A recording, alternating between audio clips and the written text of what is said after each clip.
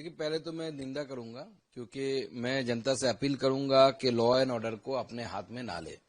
Law and order को police के हाथ में छोड़े, पीसफुल रखे, शांति बनाए रखे। ये पता है हमें भी कि तृणमूल कांग्रेस के खिलाफ, स्पेशली अभिषेक बनर्जी के खिलाफ बंगाल की जनता के मन में बहुत ज्यादा आक्रोश है, क्योंकि वो जब पावर में थे, जिस लहजे से जनता के साथ, आम आदमियों के साथ बात करते थे, जिस तरीके से उन्होंने बीजेपी के कार्यकर्ताओं के साथ, आम जनता के साथ, बीजेपी के सांसद, मेरे ऊपर जिस तरीके से और बहुत सारे हमारे नेताओं के ऊपर जिस तरीके की अटैक्स हुए हैं उनके समय, उनके इलाके में, वो फौलता में हो, डायमंड हार्बर में हो, या डायमंड हार्बर के अंदर बौजबौज आते हैं, आप जानते हैं बौजबौज में मैं गया था, 1,500 कार्यकर्ता उनके मुझे मारने के लिए आए थे। वहां पे मेरे गाड़ी पे हमला हुआ था, कैनिंग जाते वक्त हुआ था, कैलाश विजयवर्गीय जी के ऊपर हुआ था, हमारे राष्ट्रीय अध्यक्ष जी उस समय के जेपी नड्डा जी जो थे उसके ऊपर, पूरे उनके कॉन्वॉय के ऊपर हमला हुआ था। कैलाश जी का हाथ यहां से खून निकल रहा था, ऐसी हालत हो गई थी कैलाश विजयवर्गीय जी का। पत्थर मारा गया, ईंट मारा गया। उस दिन अगर जेपी नड्डा जी हमारे राष्ट्रीय अध्यक्ष जी थे, उनके बुलेट प्रूफ कार अगर नहीं होता तो उनका सिर का ये हिस्सा पूरा खून से लहूलुहान हो जाता। तो इस तरीके की भयंकर घटनाएं उस समय घटी है।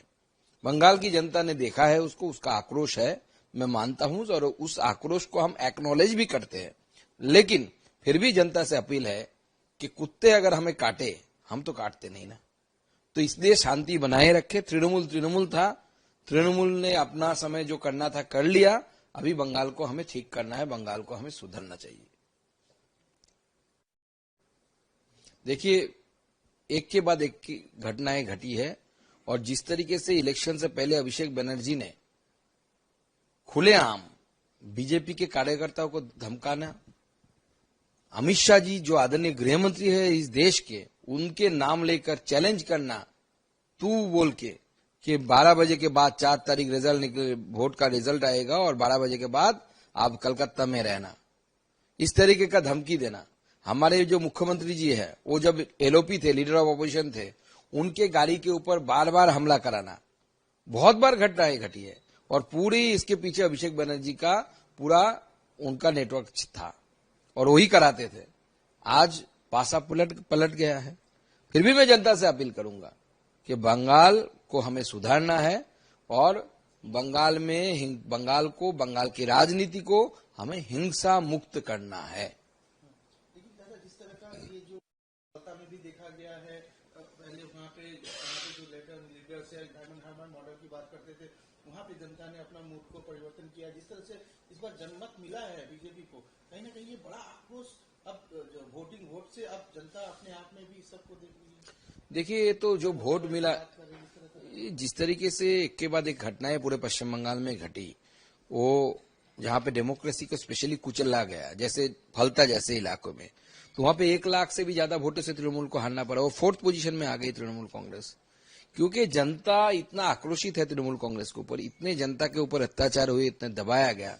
तो जनता ने पूरे पश्चिम बंगाल में, वो मोथाबारी हो या फलता हो या मुर्शिदाबाद में के हिंदू बहुल इलाके हो, बशीरहाट में, हमारा बशीरहाट लोकसभा में अगर देखें, हिंगलगंज हो या बशीरहाट असेंबली खुद हो, सब जगह में जिस तरीके से आक्रोश जनता के ऊपर, जनता ने जिस तरीके का आक्रोश, तृणमूल के ऊपर जनता का जिस तरीके का आक्रोश है, उस आक्रोश का प्रदर्शन हुआ। बशीरहाट में जब मैं गया था, आपको याद होगा कि किस तरीके से मेरे ऊपर हमला करने की कोशिश की गई और मैं बेहोश भी हो गया था। और जिस तरीके की घटनाक्रम घटी थी, पूरे दुनिया की मीडिया ने, पूरे देश की मीडिया ने उसको देखा था। और डेमोक्रेसी में ऐसे हो सकता है, ये उस समय जनता ने सवाल पूछा था।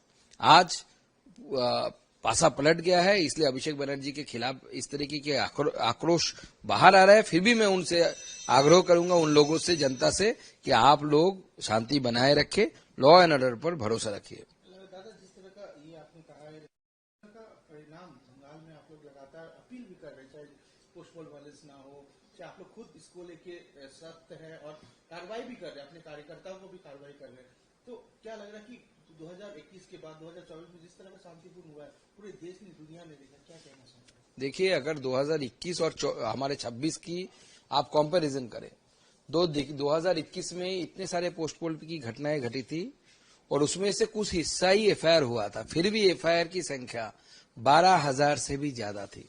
12,000 एफआईआर सिर्फ हुआ, मतलब उन घटनाओं के लिए एफआईआर हुआ था जो लोग साहस करके पुलिस चौकी तक पहुंच पाए। 12,000 घटनाएं, तो ये it was the tip of the iceberg. और भी ज्यादा घटनाएं घटी है। अभी कितना घटनाएं घटे, कुछ 100-100 घटनाएं घटी है। तो हमने, हमारी प्रशासन ने आदरणीय मुख्यमंत्री जी के नेतृत्व में पूरी तरीके से इस पे काबू पाया, और हमारे पार्टी ने, प्रदेश अध्यक्ष जी ने भी स्पष्ट कर दिया, सारे नेतृत्व ने स्पष्ट कर दिया, हम वायलेंस को किसी भी तरीके से राजनीति का हिस्सा नहीं बनने देंगे, और उस नीति पर हम कायम हैं। वो कह रहे कि अगर मुझे जान से मारने की प्लानिंग की जा रही, जान से मार सकते, बयानबाजी कर रहे हैं। देखिए, वो तो बयानबाजी आता है, उनको थोड़े नीचे उतर के काम करना आता है। पहली बार तो जनता से मिल रहे हैं, इससे पहले तो जनता से कभी मिले ही नहीं। ऊपर से पैराशूट से आए, आके कूद गए राजनीति में, एमपी बन गए, गाड़ी के ऊपर चढ़ गए, और वहां से भाषणबाजी, डायलॉगबाजी, डीजे सुनाएंगे, ये करेंगे, बीजेपी के कार्यकर्ताओं को वो करेंगे। अब जनता उनको डीजे सुना रही है।